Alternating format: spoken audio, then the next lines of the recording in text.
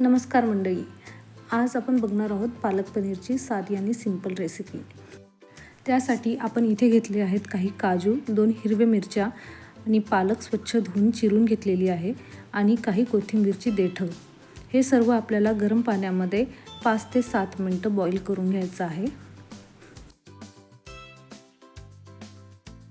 आता एका वाटीत दही चांगलं फेटून घ्यायचं आणि त्यानंतर हळद, तिखट, गरम मसाला आणि मीठ टाकून ते मिक्स करून घ्यायचं आणि हे मिश्रण आपण थोडा वेळ बाजूला ठेवणार आहोत मॅरिनेट होण्यासाठी।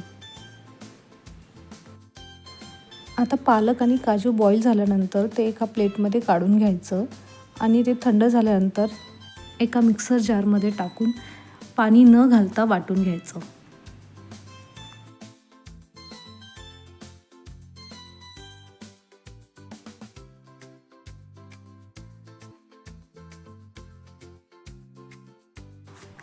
त्यानंतर 3 ते 4 लसणाच्या पाकळ्या, अर्धा इंच अद्रक आणि अर्धी वाटी पाणी टाकून ते आपण मिक्सरमध्ये वाटून घेणार आहोत। आता फोडणीसाठी तेल चांगलं गरम झाल्यानंतर जिरं घालायचं।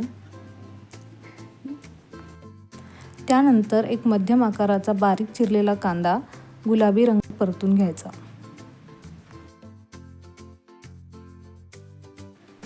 त्यानंतर अद्रक आणि लसणाची जी पातळ पेस्ट आपण तयार केली होती ती यात घालायची। एक चांगली उकळी काढून घ्यायची। त्यानंतर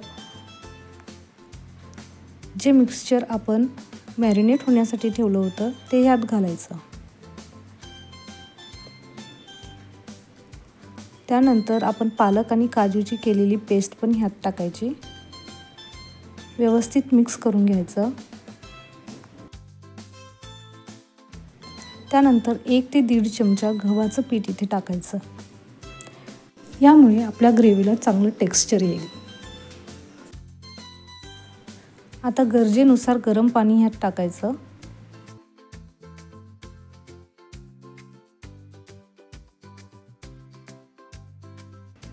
आता भाजीला छान उकळी आली की त्यात आपण पनीरचे क्यूब टाकायचे। हे पनीर मी बटरमध्ये 1 ते 2 मिनिटं परतून घेतलेले आहेत।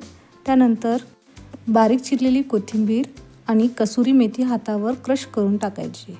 त्यानंतर ही भाजी झाकून 1 ते 2 मिनिटं शिजवून घ्यायची।